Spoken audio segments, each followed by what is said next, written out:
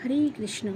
একদিন পার্বতী দেবী জিজ্ঞেস করলেন, হে প্রভু, আমি তো আপনাকেই পরমেশ্বর জানি এবং আপনাকেই পুজো সেবা করি, কিন্তু আপনি আবার কার ধ্যান করেন? তখন মুচকি হেসে শিবশম্ভু বললেন, আরাধনাং সর্বেশং বিষ্ণু আরাধনাং পরং তৎ পরদানং দেবী তদীয়ানাং সমর্চায়েত। জানো পার্বতী, আরাধনার মধ্যে সর্বশ্রেষ্ঠ আরাধনা হচ্ছে বিষ্ণুর আরাধনা, কিন্তু তার থেকেও বড় একটি আরাধনা আছে। তখন বললেন, প্রভু কী সেটে? বলছে, তার ভক্তের আরাধনা। দেখো, আমি তো বিষ্ণুর সেই রাম নামে নিমগ্ন থাকি, তাই নিরন্তর তার লীলা চিন্তন করি। তাই জন্য তুমি আমাকে ধ্যানে দেখো, কিন্তু জানো তো, তুমি তো আমাকে সেবা করো, আমি তো বিষ্ণু ভক্ত। হ্যাঁ, তাই আমাকে সেবা করো, তাই তুমি কোনো আরও আমার থেকেও আরও বড় ধারা তুমি করে চলেছ। তাই পার্বতী দেব সন্তুষ্ট হলেন এবং তখন সাবধানে রামচন্দ্রের মহিমা, তার প্রভুর মহিমা তিনি কীর্তন করতে লাগলেন এবং সেইখান থেকে কীর্তন করতে লাগলেন যেখানে তিনি একবার বাধাপ্রাপ্ত হয়েছিলেন। প্রভু রামচন্দ্র পত্নী বিরহে, সীতাদেবীর বিরহে তখন লীলা করছেন, কাঁদছেন, ক্রন্দন করছেন, তাকে যেন মনুষ্যের মতো লাগছে। এদিকে সতীদেবী শিবশম্ভুর সাথে সেই সময় বাপের বাড়ি থেকে যাচ্ছেন কৈলাসে।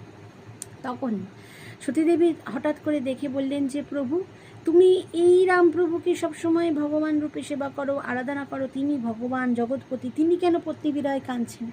তখন বলছে, এরকম মনে করো না, এটা ভগবানের লীলা।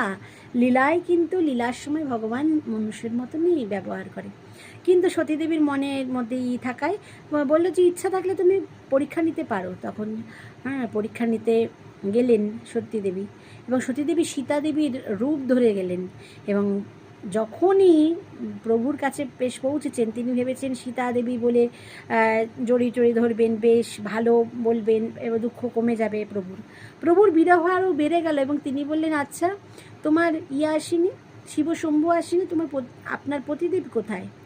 তখন ভবানী বলে সম্বোধন করলেন এবং পতিদেবী তখন তো চমকে উঠেছেন সতীদেবী, যে চিনতে পেরে গেছেন। কিন্তু তিনি যখন ফিরে আসছেন তখন চারিদিকে শুধু রামময় দেখছেন, বিভিন্ন রামচন্দ্রের বৈভব দেখছেন, শঙ্খচক্র গদা পদ্মধারী, এইসব দেখে তিনি তো ঘাবড়ে গেছেন এবং তিনি এসে কিন্তু শিবশম্ভুকে একটু ঝুটি বললেন যে, না, আমি কোনো পরীক্ষা নিইনি, আর গেলাম না, আপনি যা বলছেন তাই বিশ্বাস করেছি। কিন্তু শিবশম্ভু জানেন যে যেহেতু মায়ের রূপ, যেহেতু আরাধনা করেন রামচন্দ্রের, তাই তার পত্নী সীতাদেবী হচ্ছে তার মা সমান, গুরু মা সমান, তাই তার রূপ ধারণ করেছে সতীদেবী, আর তিনি গ্রহণ করবেন না।